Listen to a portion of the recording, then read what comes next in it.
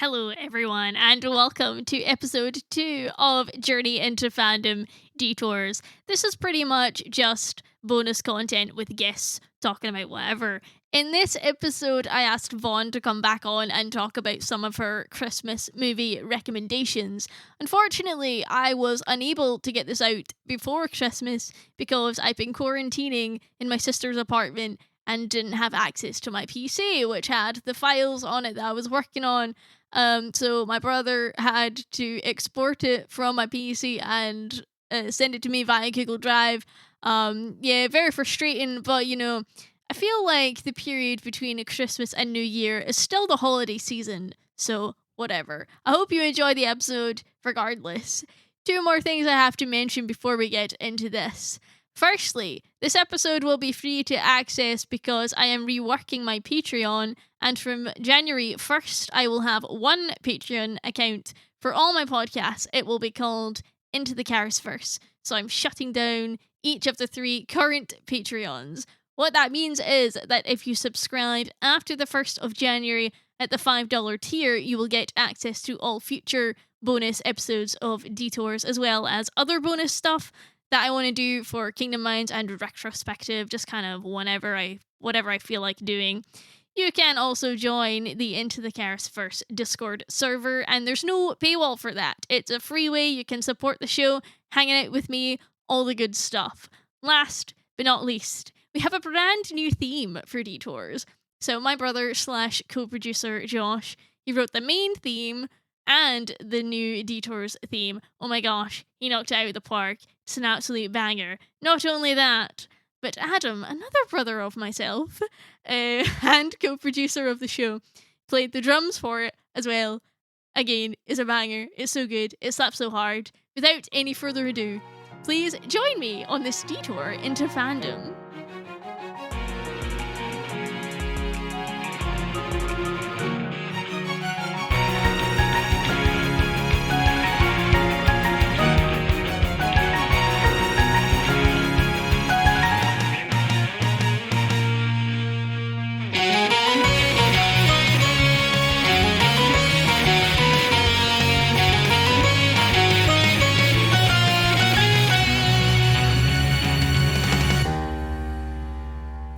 Friends, and happy Christmas to you all. Welcome to episode 2 of Journey into Fandom Detours. Thank you to my brother Josh for the excellent new theme for the show. Make sure you stay for the end credit scene of the episode. That's all I'm going to say about that.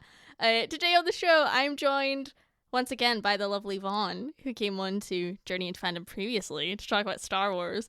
But today we are delving into another topic that she's extremely knowledgeable about, and we're going to talk about Christmas films. So, yeah, let's go. So excited. I'm so excited. I can't wait. Thank you for having me. Absolutely. And so not only do you know a lot about Christmas films, but you study Christmas films like as a job with your dissertation and everything, which is crazy. It's so fun. Yeah, it's bananas. I am doing my PhD on Christmas films, and it's like every day is Christmas for me for the last 3 years, and I love it. That's so good. It's so great. I mean, like, what better thing to study than, the most wonderful time of the year, all year round? Exactly. I didn't know you could do this with history when I was in undergrad and even grad school.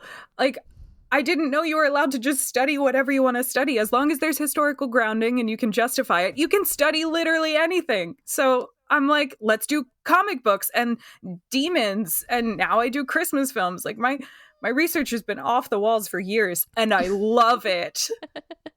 Yeah, pretty much. Like, I mean, that's how I felt doing media theory. Like, my dissertation was about CGI in Disney films, because like you could just pick anything, and I was like, that's what I'm passionate about. So anyway, back to Christmas. Love it. Yes. So we're gonna just jump in, and you're gonna tell us some of your recs.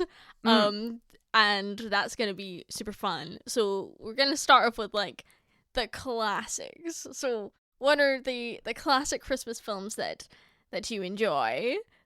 So my number one recommendation is It's Wonderful Life from 1946.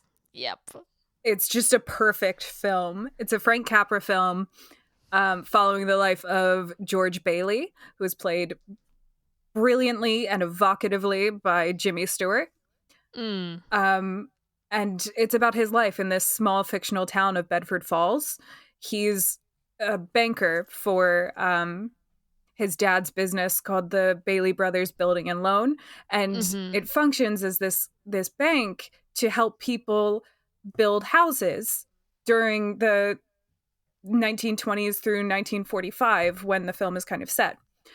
So it's a banking institution that provides money for people to live full and happy lives and provide for their families and all Mm-hmm. sorts of things. And then opposed to that, there's the villain of the film is this like wealthy miser character, Mr. Potter, played by Lionel Barrymore, who is a Hollywood legend. Mm. Um, and he is trying to kind of corporatize the whole town and make it a small city almost rather than a small Right. town.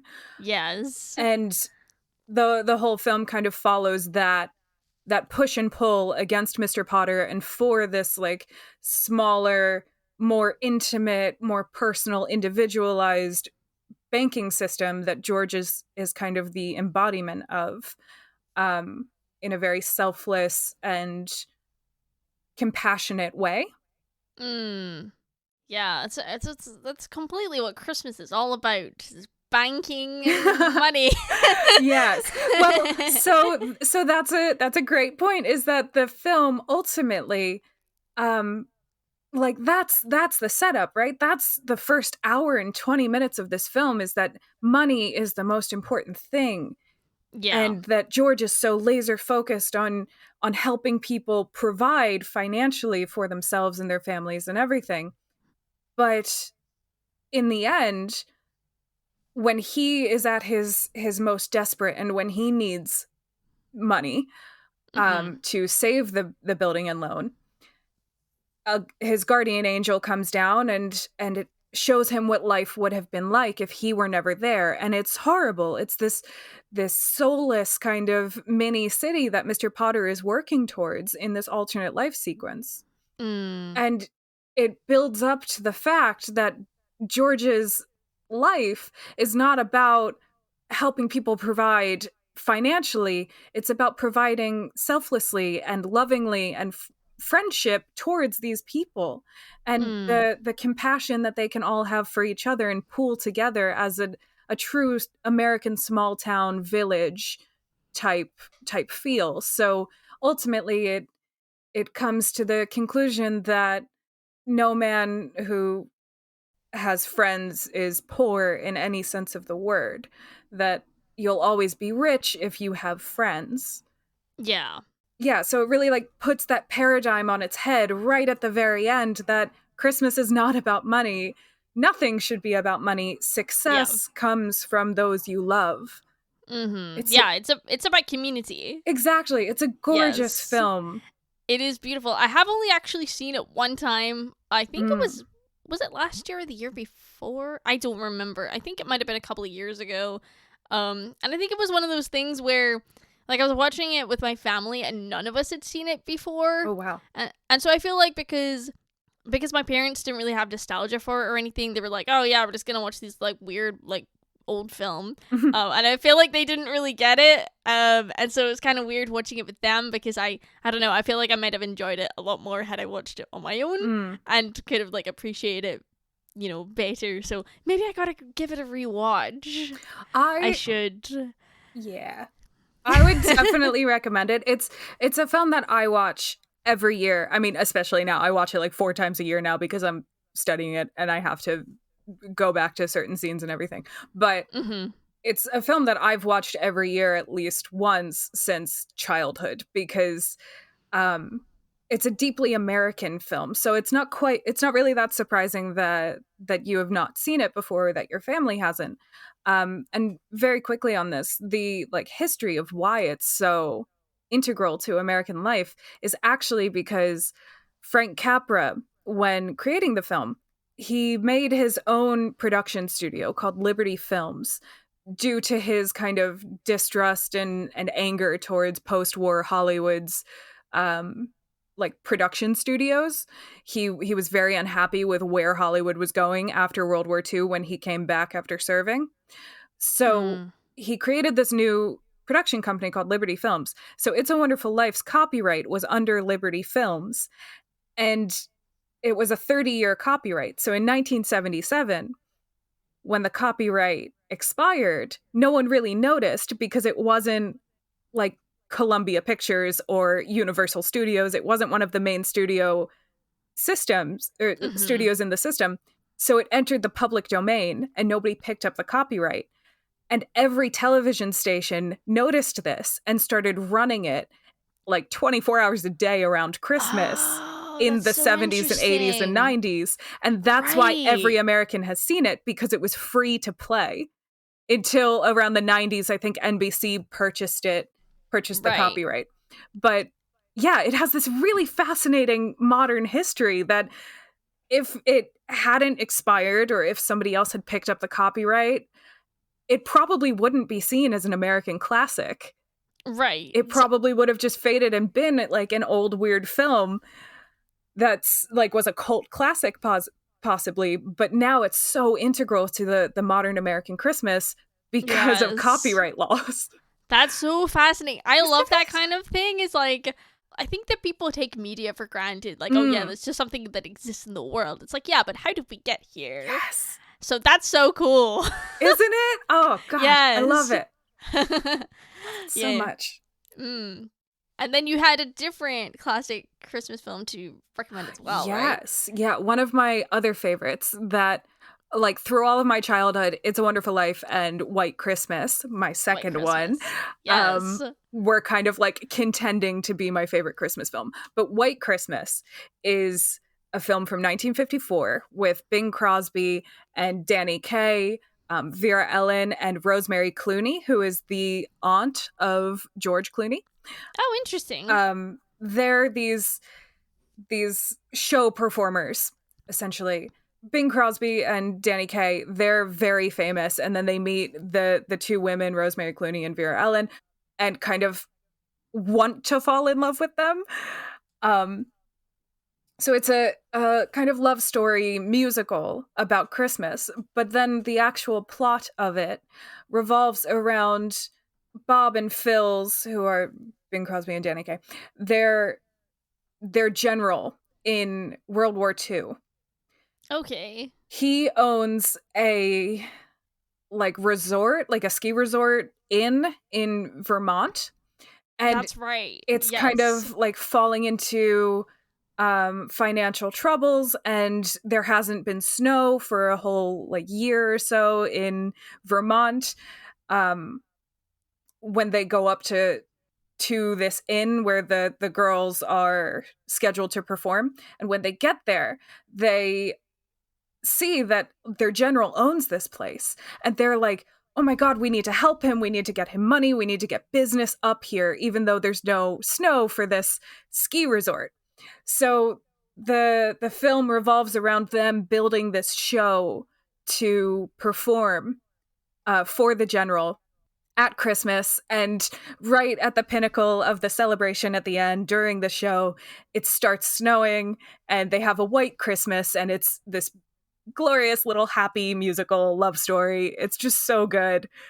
I really love that film.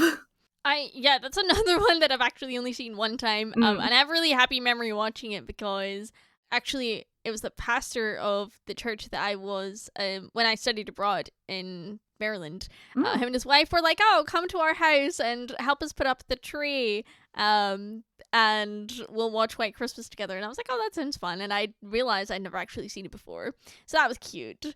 And I really enjoy those sort of old-timey musicals as well, that I'm a big fan of those. A couple of my favorites are not Christmas ones, but I really love, like, Calamity Jane is like a favorite of mine for many, many years, and so on. So, and Guys and Dolls is my other one that I really love. Yes. I love Singin' in the Rain. Yes! Such a classic, and amazing. Brilliant for Hollywood history. There's so much Mm, Hollywood history within it. It's fantastic. yes. No, but White Christmas is another one that I also need to rewatch because again Mm. I've only seen it one time, but I remember having a good time with it, and it's just it's a fun film, fun Yeah, Christmas film. it's just fun. It's Yes. just delightful. There's it's in my dissertation, so I read a lot of kind of military history into it and how they're treating veterans and all sorts of that. So if you are interested in that, you can look out for it in the film. There are a couple songs that talk about one is literally called what do we do with a general? Because in the post-war period, generals had a really hard time getting work and getting housing because they were overqualified for a lot of positions and Okay. underqualified for others. So Right. there's a lot of really interesting kind of patriotic and military history within the film if that's your sort of thing more so than just fun delightful musicals. But it's a great time, highly recommend it. Awesome. Yeah, I should totally look at it again.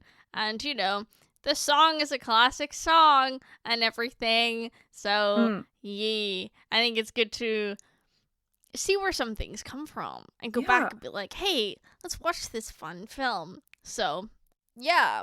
Were there any other classic Christmas films you wanted to mention? Um, no, I think those are the two main like these are especially for Americans listening to this, or if you're interested in an American view of Christmas, those are the ones that I would really recommend as Yes. the classics. The quintessential Mm-hmm. classic Christmas films. Yeah. So Yes. so moving on then to modern classics. Mm. There are many of these, I would argue. Oh yeah. Yes. Um what's one that you've got? So one that is just an absolutely perfect film, as most people would agree, is The Muppets Christmas Carol from Yep. 1992. Mhm. Perfect film. 100%. It's starring the Muppets cast, of course, with Kermit the Frog as Bob Cratchit Yep. and Michael Caine as Ebenezer Scrooge. Yes. And it's almost like word for word Dickens, honestly. I just reread A Christmas Carol by Charles Dickens this week, and as I was reading it I was like, oh my god, this is really close to Muppets Christmas Carol. They took a lot of direct lines from it that are genuinely funny from Dickens. I'd recommend reading that too, but more so watch the film because it's a perfect adaptation. It's um so good it's though. so good. It's also a So, musical, which is yes. fantastic. Michael Caine sings in it. It's great. I so it's our family's favorite Christmas film. We watch it every Christmas Eve every year. As is right. Yes. Yes. And like we quote it all year round, like Yeah. regardless. It's just one of those like films that I don't. My friend the other day was telling me, oh, like it's only good if like you grew up watching it. I'm like, no, it's just good. Yeah. Like regardless. It's just Um, good. It's funny. It's quotable. It's a tearjerker in places. Like, it's good. And it's yeah, also like quality acting. Michael Caine has said that that was the role that he was most nervous for because he wanted to do the Muppets justice. And he also said that it was important to him to play the role as strictly Victorian as he could and as proper English as he could in true yes, kind of Dickens fashion because he wanted that sharp contrast between the Muppets and the Dickens character of Scrooge, and it just yeah. plays beautifully and brilliantly. It's just fine quality acting all the it way it through. it's so good. And what the other thing I really love about it is like is Gonzo as Charles Dickens, like narrating Yes. it. Him and Rizzo, they're hilarious. Like Yes. the running gags of like Rizzo just falling over, and it happens Mhm. like 3 times, and it's funny to me every time. Mhm. And like the part where he's looking for his jelly beans, and that comes up like several times. I don't know. I just their chemistry is so good, and I don't. Yeah, I could talk about that film all day, to be honest with Oh, you. yeah, me too. I could quote it all day too. Like, no So cheeses for the yes, Mises. and Yep. light the lamp, not the rat. Like, it's so good. Oh. No, I'm a large absent-minded spirit. Yeah, the ghost. In fact, let me ask you. Which is your favorite of the three ghosts? Probably Present. In Muppet Christmas Carol.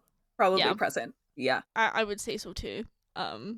Yeah. I think he embodies my Christmas spirit, to be honest. Nice.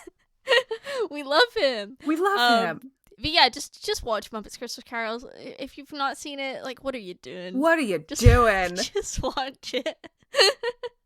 Yeah. Yeah. Anything else? Another modern classic Christmas film? Yes. So this one is very recent, from 2019. Oh yes. It's called Klaus. Have you seen it? I have. Yes. It's incredible. It's amazing. It's one of the best films, period, I think I've ever seen. For anyone who hasn't seen it, there's so much gorgeous history around it. But to keep it short, Sergio Pablos is the director of it and the writer of Klaus. And he is an ex-animator for Disney. He was a key animator during the Disney Renaissance, so he worked on Hercules and Tarzan and Hunchback of Notre Dame, Treasure Planet, a bunch of classics from the 90s and early 2000s.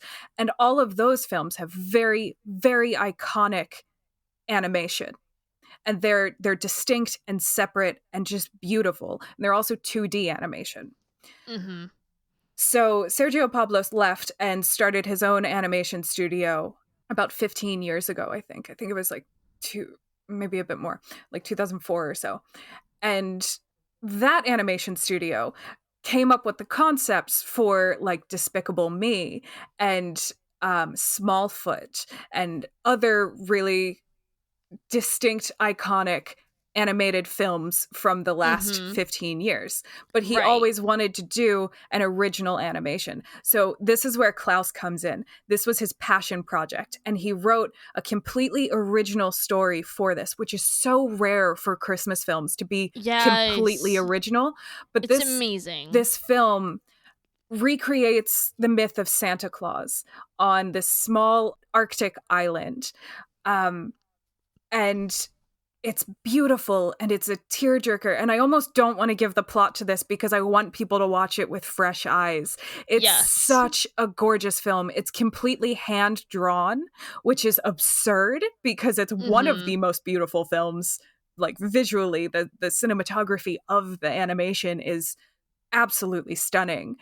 The voice cast is phenomenal. You have Jason Schwartzman and Rashida Jones, Joan Cusack and Will Sasso, and Klaus is played by J.K. Simmons.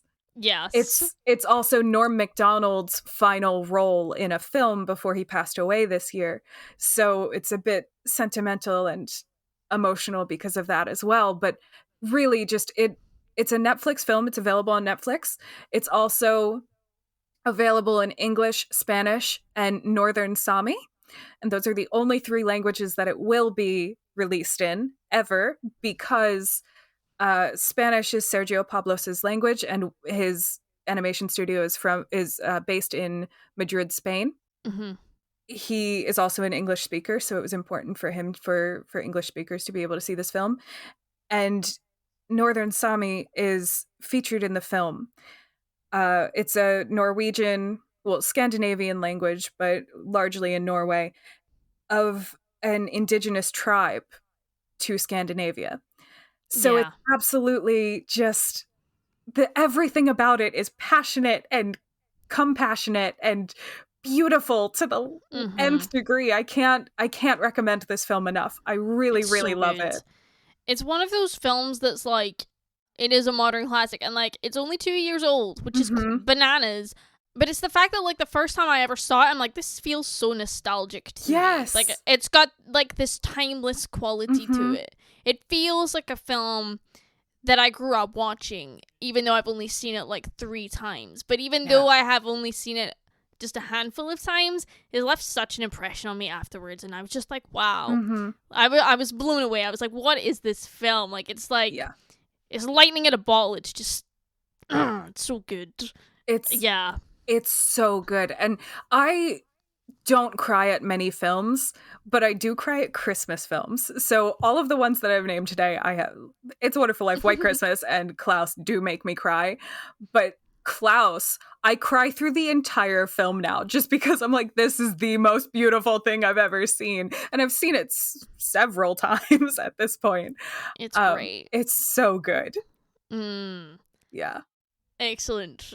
Well, did you have another one? I can't remember.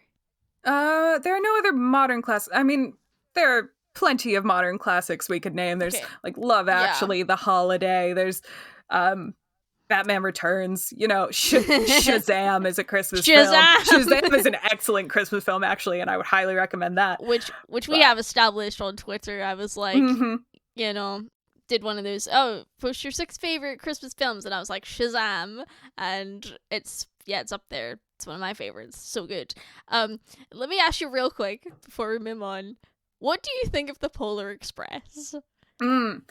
This has come up so many times in my flat the last few days. Oh, really? Yes. So the Polar Express was my favorite like Christmas book when I was a kid. Okay, I didn't know it was a book, to be honest. Yeah, it's a great book. It's just a delight. It's very close to the film, the book, but the illustrations in the book are really gorgeous. And that's how I remembered seeing the story in my head. So when I saw the film, I was like, I want none of this, because the CGI was so unsettling when I saw it as a kid, and it was so far from like what I remembered from the book. So I haven't seen it since the first time. I just immediately noped out of it. That's fair. That's a common opinion, I think. But for me, to me, the weird CGI faces is like part of the charm. Like, it's such a weird film. In terms of visually, it's so strange, and I just can't get enough of it. Like, I think it's amazing. And there's that one kid who's like got the super annoying voice, who's like, pick me, like all that stuff. Like me and my dad we laugh at that all the time. Like, I don't know, for some reason we think it's hilarious.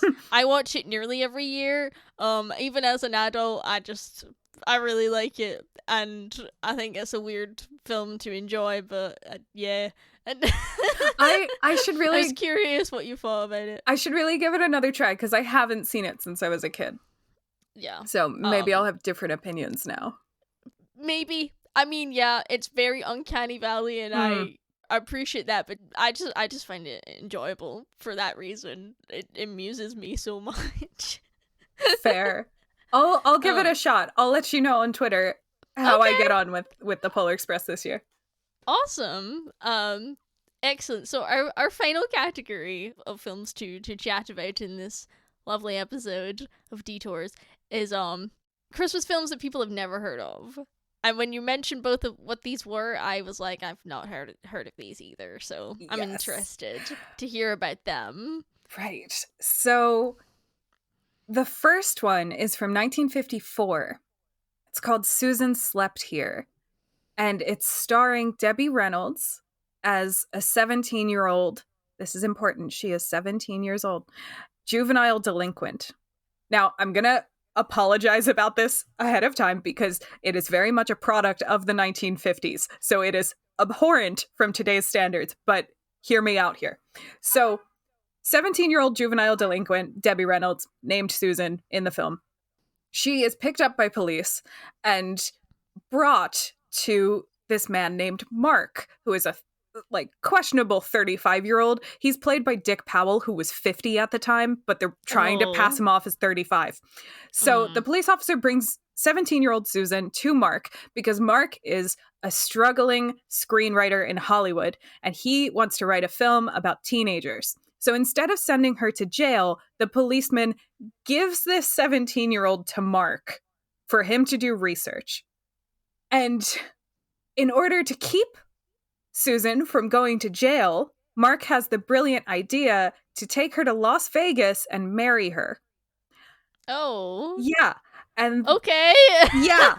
And then he's such a stand-up guy because he's like, well, we can't like consummate the marriage. You're 17 and I won't do that.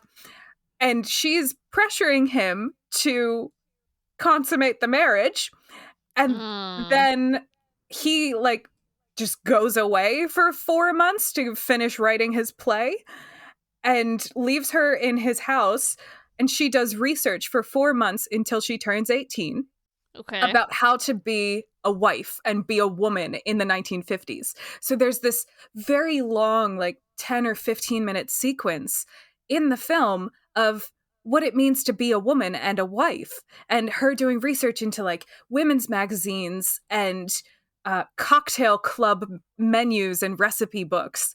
And she's learning shooting and archery and horseback riding and skiing. And it's such a fascinating, just cultural timepiece for the 1950s of one, what they thought was acceptable to show on film and to make a plot around, because this is not an okay storyline.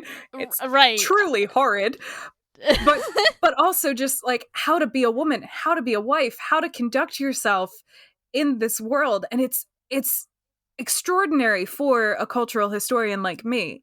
So if you're interested in those themes of seeing something that is the exact opposite of timeless, I would recommend this film because it is a good watch. It's funny in places and it's very kind of like, ooh, I'm uncomfortable, but in a really interesting way, if that makes sense. Yeah. That sounds so weird. I'm gonna have to look at it. It's really strange, but there's so many, like at the beginning when she's with this cop that's bringing her to Mark, she spits in his face and calls him a communist because it's 1954. And that's just such a like classic line and sequence for the 1950s that it's really, really interesting from a historical standpoint. And I would recommend it on those grounds for sure. Also, it's Debbie Reynolds and she's wonderful. Yeah, we love her. We love her. She's great. She's Princess Leia's mom. Like, yeah. Amazing. Yeah, it's a really interesting film. I don't know if I'd say it's like a good film. Like it's I mean, it is good, but it's interesting more than anything. Yeah. So if you're looking for something weird and off the wall and like not modern in any sense, I would definitely recommend Susan Slept Here, just for curiosity's sake, if anything. Interesting. I'm really, really fascinated by this film and how weird it is. So yeah, let's go. Yeah. Awesome. Yeah, what else you got? So, one other one, probably the final one I'll throw at you that people have not ever heard of, I think, is Emmett Otter's Jug Band Christmas from 1977. Ever heard of it? Nope. Yeah. All right. Never. So this is another Muppet film. It's by the Jim Henson Company and directed by Jim Henson himself. And it was originally created for the Canadian Broadcast Channel in 1977. It's a 1 hour, like, made-for-TV special. Okay. And it's about this little otter named Emmett and his mom named Alice. And they're both Muppets. They're precious Muppets. And they want to get each other gifts for Christmas. Okay. But they're very poor, and they live in this poor little kind of creek town with other Muppets, and there's a rival gang happening. It's great. And in a kind of like twist or like reverse Gift of the Magi, which is the classic kind of Christmas story by O. Henry about like giving up something that's so important to you so that you can get a gift for someone else, but they had given up that thing to get you a gift. So it's like an act of selfless gift giving. This film does the opposite, where they give up something of the other person's so that they can enter a talent show and win prize money to buy the other one a gift. Okay. And it's funny and it's quirky and it's the Muppets. So it's just a really lovely kind of storyline. Kermit is the only like classic Muppet of like the main Muppet cast that is in the film, Interesting. but it works really well. And it's ultimately extremely wholesome and just really sweet and lovely.